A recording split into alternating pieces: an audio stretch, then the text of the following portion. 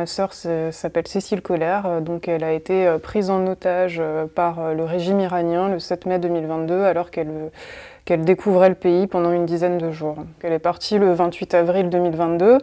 C'est un voyage qu'elle préparait depuis plusieurs mois. L'Iran faisait partie des pays qu'elle rêvait de voir. Moi, elle m'en parlait depuis plus de 15 ans. Et donc, elle a préparé ce voyage avec son compagnon qui devait durer une dizaine de jours pendant les vacances scolaires de printemps. Elle devait rester du 28 avril au 8 mai. À partir du 7 mai, on n'a plus de nouvelles. Donc d'abord, on a essayé de rationaliser en se disant, bon bah voilà, c'est peut-être le retour, la fatigue, le stress de la rentrée. Et en fait, on s'est vraiment inquiété la semaine suivante quand les collègues de Cécile nous ont informé qu'elle ne s'était pas présentée au lycée, comme elle aurait dû. Et juste après, mes parents ont reçu un coup de téléphone du Quai d'Orsay les informant de l'arrestation de Cécile et Jacques. On n'a aucune information sur les circonstances de leur arrestation. On ne sait pas où ils ont été arrêtés, ni exactement quand, si c'est le 7 ou le 8 mai. Tout ça est flou. Que savez-vous des conditions de détention de votre sœur? Cécile et Jacques, depuis le début de leur détention, sont détenus dans la grande prison des Vignes, mais dans une section bien à part, qu'on appelle la section 209. Donc c'est une section de haute sécurité qui échappe aux autorités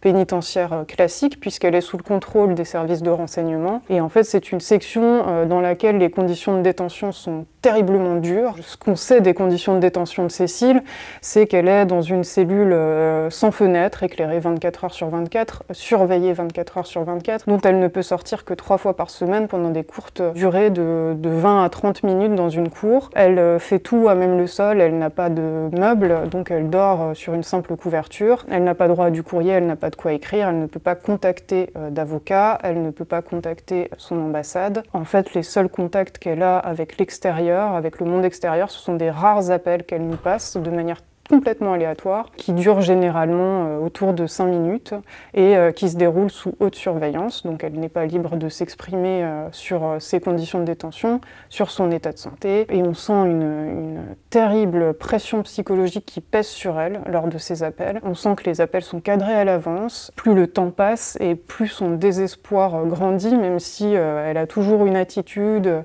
où elle essaye de nous rassurer, où elle essaye de montrer qu'elle tient le coup, mais on sent que son abattement est de plus en plus grand et on a de plus en plus de mal à la rassurer. En fait, elle perd complètement espoir et elle commence vraiment à douter de pouvoir sortir un jour.